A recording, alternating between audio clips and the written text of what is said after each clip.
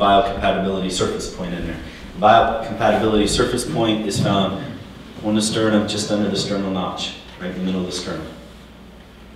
And it's used to determine if the nutritional protocol resonates with the whole body. In other words, once you've come up with the nutritional protocol, lack of better words, when you retest it on the biocompatibility point, is you're wanting to make sure that the body can handle that full program, that we're not overwhelming it.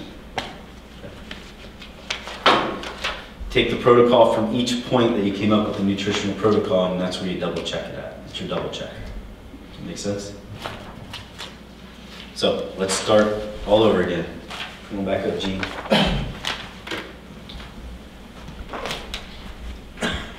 So first thing you're going to do with the patient is you're going to check the balance access point. You want to test it both on the positive and negative.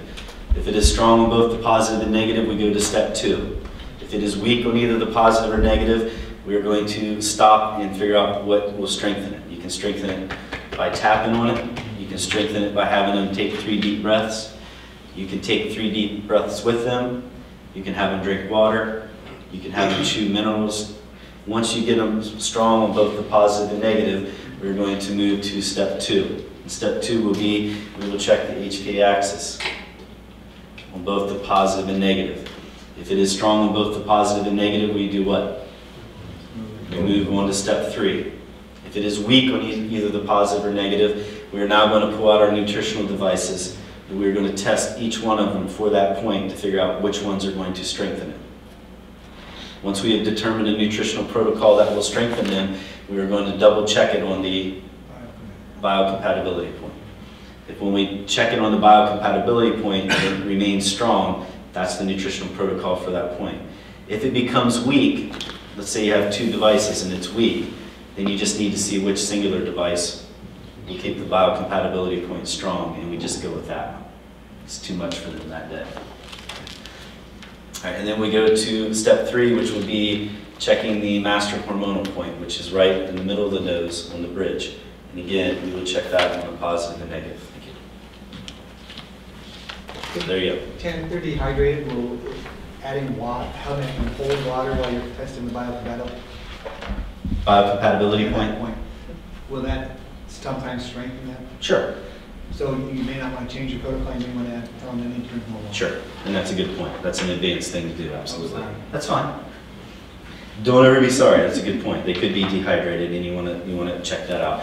I would have figured that out by this point because I would have ran an RJL on them before I started testing them, and I would have seen that they were fairly dehydrated, and I would have already been talking about that once I came up with the protocol.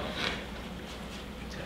So again, number 3 is the hormonal master reference point. This is the one that has subpoints. So if you find this one weak, we need to now investigate underneath it what subpoint is going to be weak. So this is the other one. So again, you will test it on both the positive and the negative. If it is weak on either the positive or negative, we must investigate underneath it. And how you would do that is if it goes weak on the positive, you're going to rub down on the positive for 5 to 10 seconds, which will strengthen that point somewhere around 5 minutes. And then you're going to go test all the subpoints on what? What side? Positive. Whichever side it went weak on, you want to stay with that. Once you have found a subpoint that is weak, you're going to pull all the nutritional products out for that and test that subpoint until it becomes strong. Once you figured out